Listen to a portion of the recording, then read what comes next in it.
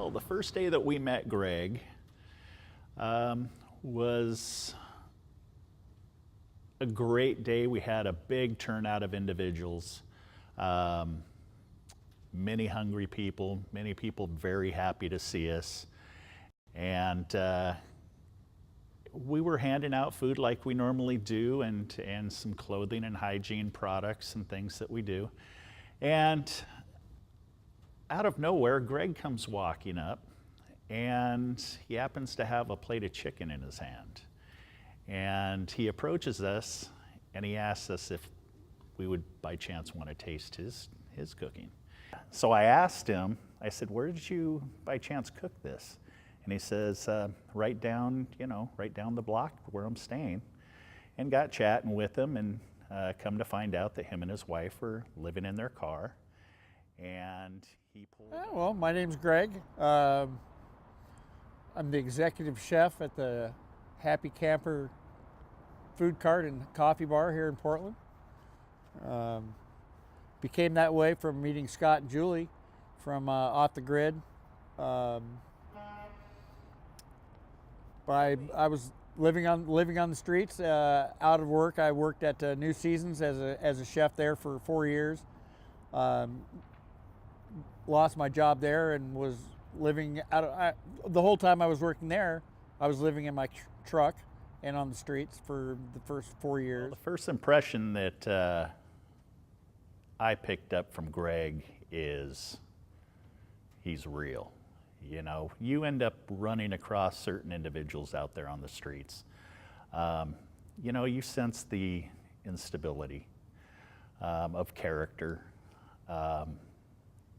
And when you think about the hard times that they face, living out on the street, trying to survive, you know, trying to make it another day, you know, you can kind of figure that if you find somebody that represents stability, you know, they've got something going on for themselves. I was really angry at first, thinking, how could this happen to somebody that had been working solidly since I was 16. You know, I paid my taxes, did my job, was never in trouble with the law, you know, was never a lawbreaker, never went to jail, you know, just your typical working Joe. And I just couldn't figure out how this could happen to somebody.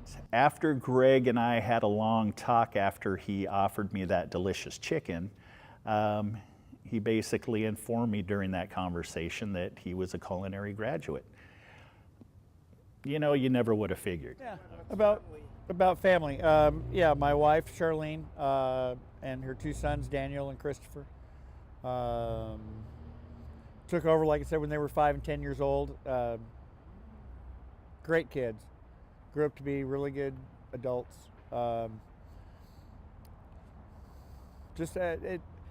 It's amazing how they got through the homelessness and the troubles that we had and became the people that they are now. So as for Greg, you know, I felt as though that our meeting was meant to be. I was really angry with God for a long time because I lost, excuse me.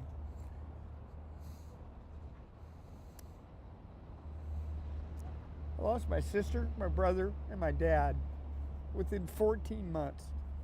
I felt as though that the Lord brought us to each other at the appropriate time, to where we just happened to start talking about Greg assisting the Happy Camper food cart become something and help generate some decent food, which at the time, before we met Greg, I hate to say it, but I was going to be, you know, probably one of the cooks. And I don't think we'd be getting the 5-star reviews that we get today because of Greg's awesome cooking. I feel like just by us showing compassion and love for other individuals, we get so much more of that back too. It's not just, you know, we want to spread the word. We feel like these people really appreciate it. Since I started this food cart, I haven't worked a day one.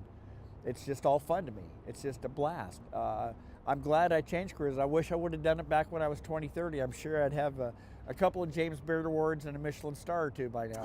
We happen to have a 32-foot fifth wheel on our property, and we invited Greg to come and stay with us on our property. Thanks to Scott, I've got a nice trailer that I'm staying in. I'm off the street. You know, the place is big enough that there's more than enough room for all of us, and you know, it's nice to know that we can share our property with somebody else that can really benefit from it, and you know, it's a good feeling. It's unbelievable. It's really nice to have a door to shut behind you when you go home. You know, don't have to lock it, but I could if I wanted to. It's a really great feeling. You don't really can't understand the little things in life that you miss until they're gone.